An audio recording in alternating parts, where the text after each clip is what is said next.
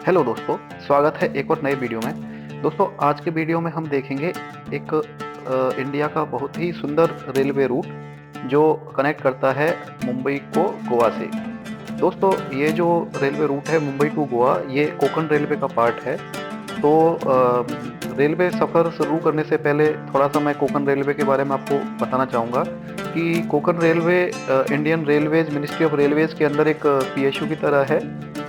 और जो ये मुंबई टू गोवा वाला जो रूट है कोंकण रेलवे, बेसिकली ये कनेक्ट करता है महाराष्ट्र के रोहा से और कर्नाटक के ठोकुर तक। ये जो रेलवे लाइन है ये आती है कोंकण रेलवे के अंडर।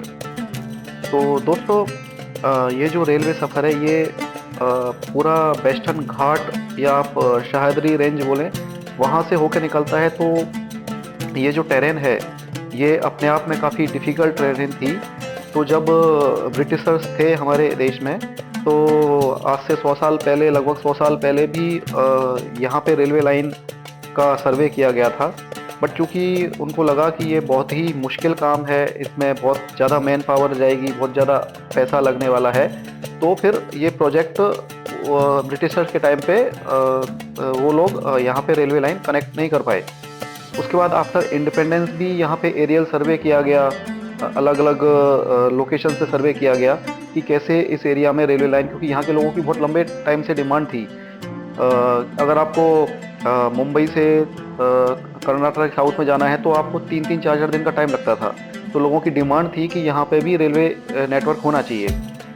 तो धीरे धीरे जब 90s में कोंकण रेलवे कॉरपोरेशन का निर्माण किया गया था, तो उसको इस वाले रूट के डेवलपमेंट की जिम्मेदारी सौंपी गई। तो लगभग 7 साल का कंस्ट्रक्शन पीरियड के बाद में ये जो पूरा रूट है वो फुल्ली ऑपरेशनल 98 में यहाँ पे ट्रेनें फुल्ली ऑपरेशनल हो गई। तो दोस्तों, ये जो टेरेन है वेस्टर्न घाट में जो बनाया गया ये रूट है, ये महाराष्ट्र, गोवा और कर्नाटक 3 स्टेट में ये रेलवे लाइन है। लगभग 750 किलोमीटर से लंबा ये रेलवे का नेटवर्क है, जिसमें से 300 के आसपास महाराष्ट्र में आता है, 100 के लगभग गोवा में आता है और रिमेनिंग जो पार्ट है वो कर्नाटक में आता है। तो दोस्तों, ये रेलवे रूट रेलवे लाइन बनने से जो एरिया पहले कनेक्टेड नहीं थे, वहाँ पे इकोनॉमी में काफ़ी बढ़ोतरी हुई है, वहाँ का टूरिज्म डेवलपमेंट हुआ है। अभी जो मुंबई से गोवा जाने का जो टाइम लोगों को पहले ज़्यादा लगता था, अभी आप within 6 to 7 hours Mumbai to Goa पहुँच सकते हैं। तो आप देख सकते हैं दोस्तों कि ये जो टेरेन है कितना मुश्किल है, इसलिए इसको बनाने में 3-4 साल ज़्यादा लगे, क्योंकि इस वाले रूट पे लगभग 92 टनल्स हैं और 2000 से ज़्यादा रेलवे ब्रिज हैं। और कुछ टनल तो बहुत ही सॉफ्ट सॉइल में बनाई गई है, जिसको बनाने में लगभग 3 से 4 साल ज़्यादा टाइम लग गया। क्योंकि जैसे ही सॉफ्ट सॉइल बनाते थे, टनल को वो बोरिंग करते थे, टनल एक्सकवेट करते थे, तो वो मिट्टी, लूज मिट्टी गिर जाती थी। तो इसको बनाने में भी कई सारे वर्कर्स की डेथ हुई है। तो उन सब के बलिदान को उनके सबके बलिदान से आज देखो आपके सामने ये इतना सुंदर रेलवे लाइन जो कनेक्ट करता है मुंबई बाया गोवा टू मैंगलोर तक, ये रेलवे लाइन है, जिससे कि रेलवे का जो सफ़र है लोगों का वो काफ़ी हद तक कम हो गया है। और ऐसे ऐसे जो प्लेसेज हैं जहाँ पे टूरिज़्म पहले लोग ज़्यादा नहीं जानते थे, अब वहाँ पे भी टूरिज़्म अच्छा खासा डेवलपमेंट हो गया है। तो दोस्तों, आप मुंबई टू गोवा या दूसरे जो देश से लोग गोवा आते हैं, सीधे फ्लाइट लोग आ जाते हैं, तो उसमें ये जो मुंबई टू गोवा वाला सीनिंग, यहाँ पे बहुत अच्छा नेचुरल ब्यूटी आपको देखने को मिलती है, ये पार्ट वो मिस करते हैं। तो कभी भी आप नेक्स्ट टाइम पे जब अपना मुंबई से या कहीं भी दूसरे देश के किसी कोने से भी आप गोवा आने का प्लान कर रहे हैं, तो एक बार मुंबई से गोवा वाया ट्रेन ज़रूर आने का प्लान करें। और मानसून के सीज़न में यहाँ पे आपको इतने सारे स्पॉट मिलेंगे जहाँ पे आपको ट्रेन से वाटरफॉल्स, रिवर्स, वैली का आप आनंद उठा सकते हैं, फोटोग्राफी कर सकते हैं। ये रूट रोहा से शुरू होके आपका पूरा गोवा तक ही ऐसा ही टेरेन आपको देखने को मिलेगा। आपकी आंखें थक जाएंगी, लेकिन नज़ारे जो सुंदर सुंदर नज़ारे हैं वो ख़त्म होने का नाम नहीं लेंगे। आप विंडो पे देखेंगे तो जो ट्रेन है वो एक टनल से निकलती है, तुरंत दूसरे टनल में चले जाती है। तो इतनी टनल्स बनाई गई हैं इसमें, कुछ टनल्स तो इतनी लंबी है, मोर देन 6 किलोमीटर। रत्नागिरी के पास में जो टनल है वो लगभग 6.5 किलोमीटर लंबी है। जी हाँ, 6.5 किलोमीटर लंबी टनल है। ये अभी देखिए एक टनल है उक्सी, यहाँ पे आपको दिख रहा होगा, उसमें टनल का नंबर भी लिखा हुआ है। ये टनल का नंबर लिखा हुआ है 29 नंबर। तो ऐसे ही रेलवे जो मॉनिटर करता है वो मतलब बारिश के टाइम पे लैंडस्लाइड ना हो, उन सबको सेफ्टी मेजर्स के लिए भी रेलवे काफ़ी अच्छे से मॉनिटरिंग करता है। ये टनल्स का भी क्योंकि रेलवे, कोंकण रेलवे का जो हेडक्वार्टर है वो नवी मुंबई में है, तो वहाँ से ट्रेन का मूवमेंट, लैंडस्लाइड में जो पेट्रोलिंग होती है कि लैंडस्लाइड ना हो, तो वो सबको भी काफ़ी अच्छे से ये लोग मेंटेन करते हैं। आप देख सकते हैं, देखो कितना अच्छा ये वेस्टर्न घाट सह्याद्री रेंज की हरी भरी हरियाली आपको देखने को मिलती है।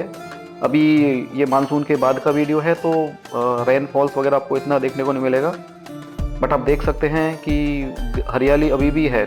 तो मानसून में जब आप आएंगे तो आप देख सकते हैं कि ये जो जगह है इसकी सुंदरता और कितनी ज़्यादा, मतलब एकदम स्वर्ग के जैसा ये जगह दिखता है।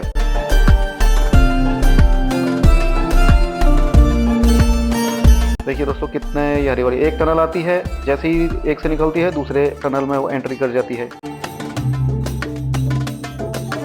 तो दोस्तों, जैसे मैंने बताया था कि ये जो टनल है इसका निर्माण कार्य लगभग 90s में ये शुरू हुआ था और 98 में ये फुल्ली ऑपरेशनल हो गई थी।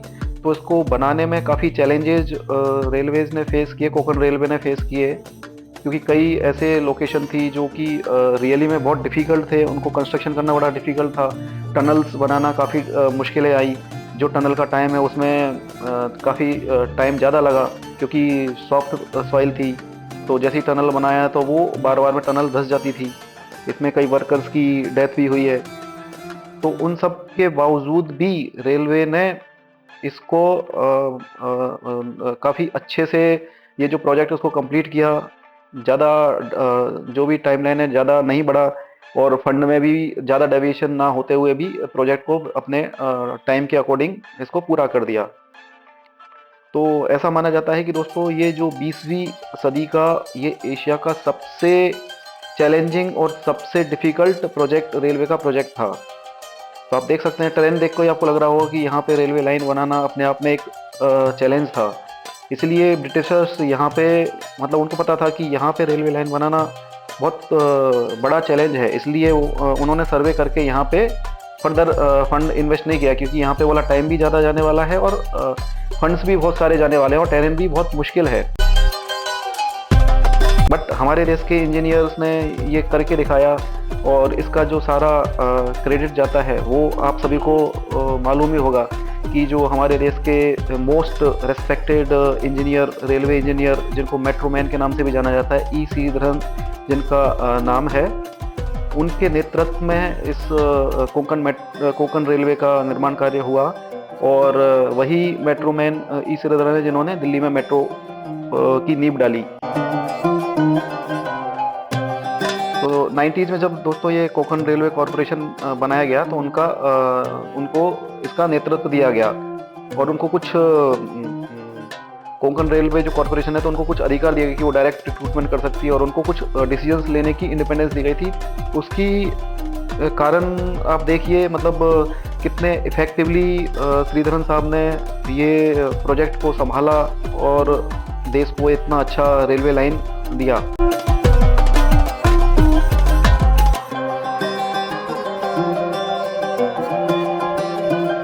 और दोस्तों, अभी फ़िलहाल लेटेस्ट रिपोर्ट के अकॉर्डिंग ये जो रेलवे लाइन है इसको इलेक्ट्रिफिकेशन कर दिया गया है। तो फ़िलहाल में जो सेफ्टी मेजर्स भी रेलवे ने काफ़ी एडवांस सेफ्टी मेजर्स भी इम्प्लीमेंट किए हुए हैं, क्योंकि 2003 और 4 में यहाँ पे 1-2 मेजर एक्सीडेंट भी हुए थे कि जब ट्रेन टनल के पास एंट्री करने वाली है तो लैंडस्लाइड के कारण ट्रेन डिरेल भी हो गई। 2004 में भी एक ट्रेन पटरी पे बड़ा सा पत्थर का टुकड़ा है उससे टकरा के ब्रिज के नीचे गिरी, तो इसमें भी काफ़ी कैजुअलिटी हुई हैं। तो उन सब के बाद में कोकण रेलवे ने काफ़ी एडवांस टेक्नोलॉजी यूज की है। पेट्रोलिंग भी काफ़ी अच्छे से करते हैं मानसून सीजन में, कि फर्दर इस टाइप की इंसिडेंट्स को अवॉइड किया जा सके। पर दोस्तों जैसे ये टेरेन है, नेचुरल कैलेमिटीज़ को आप कितना भी करो अवॉइड नहीं कर सकते हो, क्योंकि टेरेन अपने आप में ये बहुत ही डिफ़िकल्ट टेरेन है और उसके साथ में उतना ही सुंदर ये यहाँ की सुंदरता है। पूरा जब आप ट्रेन में बैठते हैं तो आपको पूरा जो वेस्टर्न घाट है उसका जितने भी वाटरफॉल, आपको बीच बीच में काफ़ी सारे ऐसे स्पॉट आते हैं कि जो आप अच्छे से फोटोग्राफी कर सकते हैं। तो कभी भी आप जब भी मुंबई से गोवा जाने का प्लान कर रहे हैं और आपका प्लान बाई ट्रेन है, तो मैं सजेस्ट करूंगा कि आप जो डे ट्रेन है, इनमें से जो अभी जो सबसे अच्छी ट्रेनें चलती हैं, जो टाइम कम लेती हैं, वो जनशताब्दी है, वंदे भारत है, बाकी नेत्रावती जो लॉन्ग रूट की ट्रेन है केरला तक जाती है, मंडोवी है। तो डे टाइम में आप ट्रैवल करेंगे तो आप जो ये नेचुरल ब्यूटी है, सुंदरता है, उसको और अच्छे से एंजॉय कर पाएंगे।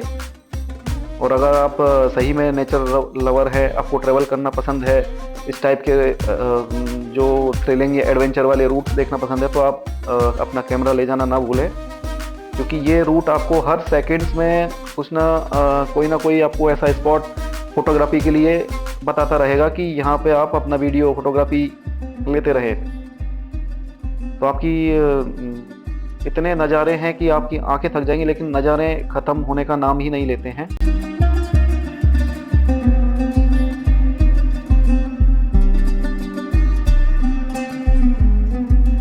देख सकते हैं दोस्तों कितना अच्छा ये यहाँ पे सीनरी दिख रहा है।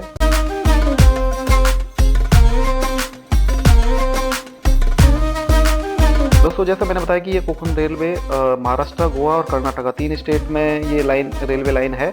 और इसमें कर्नाटक के जो बड़े स्टेशन है, मैंगलोर, उडुपी, और बीच में कर्नाटक में एक मुरुडेश्वर टेम्पल है, वो भी इसी रूट पे आता है। बाकी इधर गोवा में मडगांव है, थिबिम है, फिर महाराष्ट्र में सावंतवाड़ी है, कुडाल है, कनकवली है, रत्नागिरी है, उसके बाद बीर है, रोहा है, खेड़ है। तो जो ऐसे स्पॉट हैं महाराष्ट्र में जहाँ पे मतलब टूरिज्म काफ़ी डेवलपमेंट हो सकता है, जो पहले रेल से कनेक्ट नहीं थे, अभी ये लाइन के आने के बाद में जैसे जो गणपति फूले है, वहाँ के बीचेज को बोलते हैं कि काफ़ी साफ सुंदर बीचेज है। रत्नागिरी के बीचेज भी काफ़ी सुंदर बीचेज हैं। तो अभी वहाँ जाना भी इस रेलवे लाइन से काफ़ी आसान हो गया है। तो मैं आशा करता हूँ दोस्तों कि आप जब नेक्स्ट टाइम पे कभी भी मुंबई या मैंगलोर जाने का प्लान कर रहे हैं, या मुंबई से गोवा जाने का प्लान कर रहे हैं, या इंडिया के किसी और कोने से गोवा आने का प्लान कर रहे हैं, तो आप एक बार मुंबई से गोवा वाया ट्रेन ज़रूर ट्रैवल करें और अपनी जो गोवा की जर्नी है उसको और यादगार बनाएं। सारे जो ट्रेन के सफ़र में नेचुरल ब्यूटी, वेस्टर्न घाट, सह्याद्री रेंज का एंजॉय करते हुए जाएं। तो इसी के साथ में वीडियो को ख़त्म करते हैं। जल्दी से मिलेंगे एक नए वीडियो में, एक नए रूट को एक्सप्लोर करेंगे, एक नया रोड जर्नी या ट्रेन रूट को एक्सप्लोर करेंगे। तब तक के लिए टेक केयर, बाय बाय।